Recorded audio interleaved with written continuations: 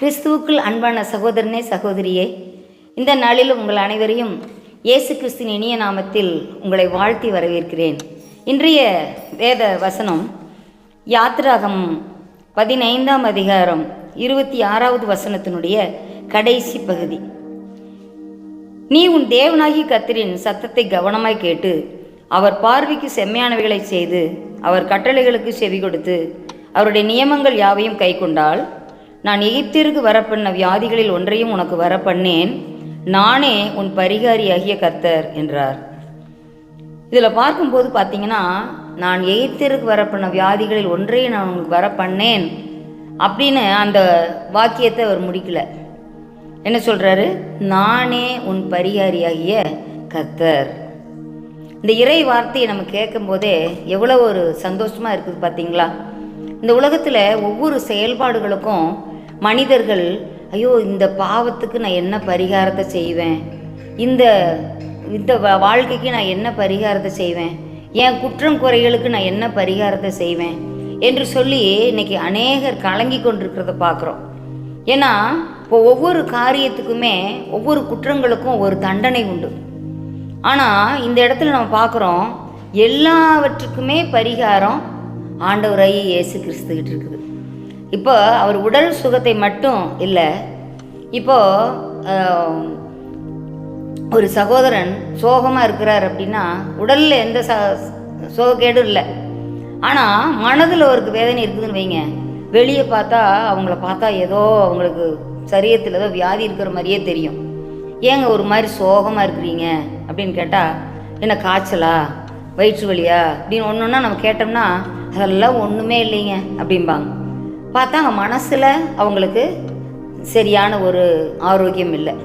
ஏதோ ஒன்று நினச்சி ஏதோ ஒரு காரியம் அவங்கள காயப்படுத்தி இருக்குது, ஏதோ ஒன்று மனசில் அவங்களுக்கு வருத்தி கொண்டே இருக்கிறது. அதனால் அந்த இடத்துல சுகவீனம். அப்போது ஆண்டவராகிய இயேசு கிறிஸ்து வெளிப்புறத்தை மட்டும் பார்க்குறதில்ல, நம்ம உட்புறத்தையும் பார்க்குறாருங்கிறத ஏற்கனவே நம்ம சிந்திச்சிருக்கிறோம். அதில் பார்த்தீங்கன்னா ஆண்டவர் நம்ம உள்ளத்தில் இருக்கக்கூடிய வியாதிக்கும் ஆண்டவர் பரிகாரம் செய்கிறாரு. வெளிப்புறமாக இருக்கக்கூடிய வியாதிகளுக்கும் ஆண்டவர் சொல்கிறாரு, பிணியாளிக்கு தான் வைத்தியம் தேவை, மற்றபடி நல்லா இருக்கிறவங்களுக்கு வைத்தியம் தேவையில்லை அப்படின்னு சொல்கிறார். இப்போ இந்த இடத்துல பார்க்கும்போது பார்த்தீங்கன்னா, நானே உன் பரிகாரி என்று ஆண்டவர் சொல்கிறார். அப்போது அவருடைய வாயிலிருந்து வந்த நான் உங்கள் இரட்சகர், நான் உங்கள் மீட்பர், நான் உங்கள் மேய்ப்பர், இதெல்லாம் நிறைய அவர் சொல்லியிருக்கிறார். நான் உங்களை மீட்க வந்த மேசியா என்றெல்லாம் அநேக காரியங்கள் அவர் சொல்லியிருக்கிறார். நான் ஜீவ தண்ணீர், ஜீவ அப்பம், நானே மெய்யான ஒளி என்று நிறைய அவர் சொல்லியிருக்கிறார். நானே மெய்யான திராட்சை செடி இப்படின்லாம் நிறைய அவர் சொல்லியிருக்கிறார். ஆனால் இந்த இடத்துல பார்க்குறோம், நானே உன் பரிகாரியாகிய கர்த்தர் அப்படின்னு சொல்கிறார். ஆகவே இந்த உலகத்தில் அருமையான சகோதரனே சகோதரியே, நாம் எதற்குமே பரிகாரத்தை தேடி எங்கேயும் நம்ம போக வேண்டிய அவசியமே இல்லை. நம்முடைய குடும்பத்தில் உள்ள கஷ்டங்கள், குழப்பங்கள், பாடுகள், இன்னல்கள், கண்ணீர்கள், உபத்திரவங்கள், வியாதிகள், வறுமைகள், எல்லா விதமான பிரச்சனைக்கும் ஆண்டவராய் இயேசு கிறிஸ்துவே பரிகாரி அப்படின்னு சொல்லிட்டு இந்த இடத்துல பார்க்குறோம். அப்போ பார்த்தீங்கன்னா எந்த ஒரு காரியத்திலையும் நம்ம கலங்க வேண்டிய அவசியமே இல்லை. சின்ன குழந்தைகளுக்கு அவங்களுக்கு ஏற்ற மாதிரி ஒரு கஷ்டம் இருக்கும்.